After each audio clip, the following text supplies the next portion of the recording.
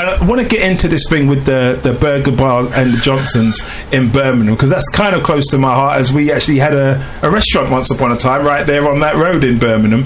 And Trev, if you can just break down to me pretty much what's happened, what the story is so far, and what the reactions to it's been.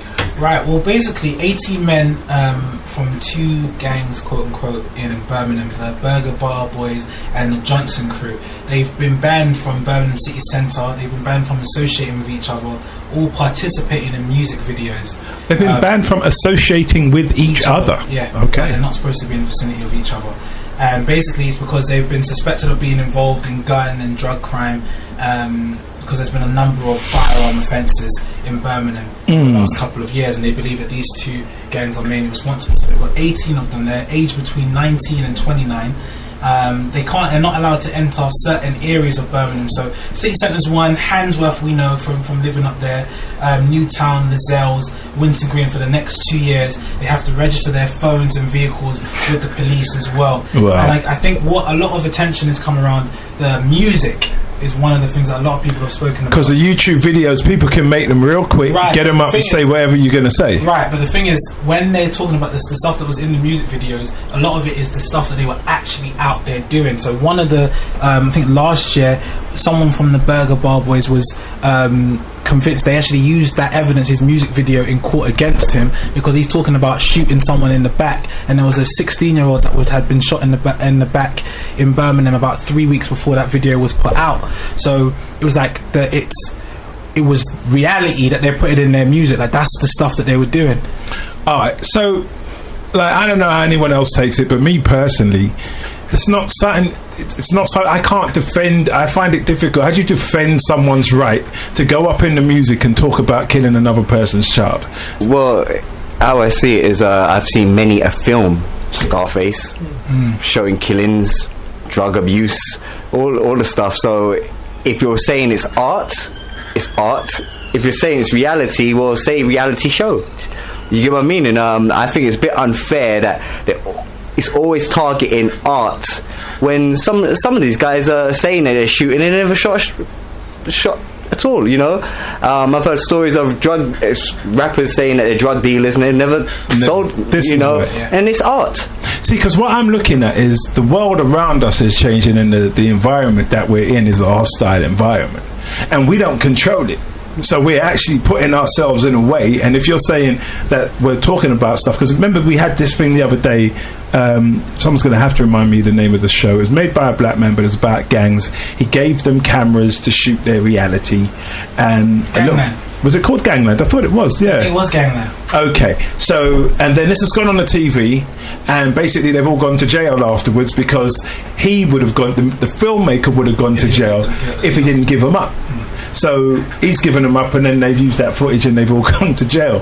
But I think at a point, with the time that we live in and the situation that we're in, I think we're going to have to take responsibility for some of our actions and move in a wise way, because if you can't drive at 60 miles an hour down a North Circular Road out there without having a letter come to your house, yeah, I think maybe it's probably not a good idea for you to go on YouTube and talk about, you know, being in that kind of lifestyle, unless you know you're not. Well, again, it's back to the concept of music.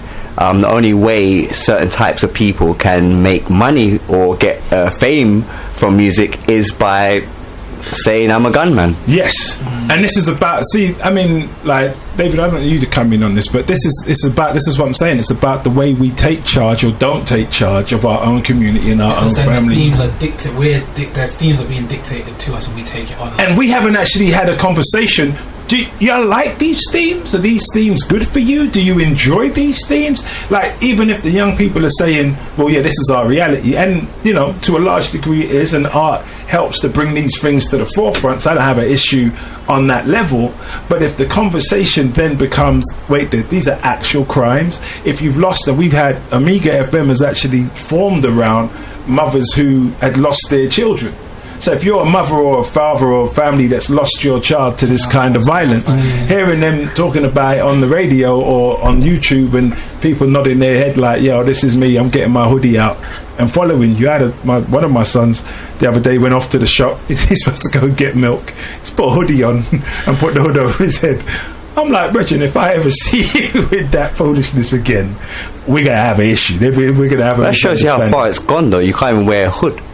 And the thing is, but that day was hot. That was a hot day, and the brothers got a hood. I'm like, no, we don't do that round here. And like as a parent, I've got to make them kind of choices. I've got to make them decisions. David, what's your take on this? I think real criminals, they don't get caught. You know what I'm saying? Well, real criminal, they ain't gonna say in the song, "Look at me, I'm the criminal." You know what I'm saying? Arrest me. Well, it's just showing you a placement, though, isn't it? It's showing you a placement. These 18 guys are now banned and now have to register every part of their life. Yes. This is now going to be a knock-on effect because they're going to say it worked, so we're going to have to enforce it. So anyone could get us 6 in here could be. It works. I imagine. I don't know all of it, but I imagine it's one of those things that works with us. But I imagine if they try to do that with white folk, that ain't working at all. They got organisations called Liberty. They wouldn't even try that with them. Yeah, but with us, and you know, it's really kids. But it's not justifying the actions. But why are we looking at? You don't know gangster. Yeah. You don't know criminality. No, you're pretending. You're trying. You're playing me. It's children playing being me. Yes, and it's easy to do this and use these young men, and I guess that's the point you were making, to use them as a scapegoat. It's not that I'm justifying any negativity within the community, but this is a symptom. It's not the cause. And see, this is the point now, because initially the conversation was really about the super injunction that they used to actually ban this many people. Like, it hasn't actually been done before, so it's like a landmark. So people were talking. So the first time it comes out, this is what it comes out for. Right. So a lot of people have like spoken about it and said, "Well, it's about time, prevents crime." It's because you get me. And you could actually, if you think about when we get into a little bit the history of these two organisations, a lot of lives have been lost. A lot of damage has been done, and so you could understand from that standpoint where people are saying, you know, if you just split them up, they can't come to certain areas, it's for the public good. But there was a solicitor that spoke about it, and he was saying that it's basically a cheap way of trying to solve crime. It won't change behaviour. It's not going to address, you're not addressing any of the underlying issues. So at the end of the day, it's not going to make any difference, really. In fact, he said it will actually reinforce behaviour, because they're going to go, okay, so we've been banned. Well, wherever we have to go, let's start something. That's cool, because you're not actually changing the mindset. Yeah, the nomads. They become nomads and gypsies, and they just go and do what they're doing. And the thing is, this whole Johnson Burger Bar thing's been going on for years. Do you know what? Why now?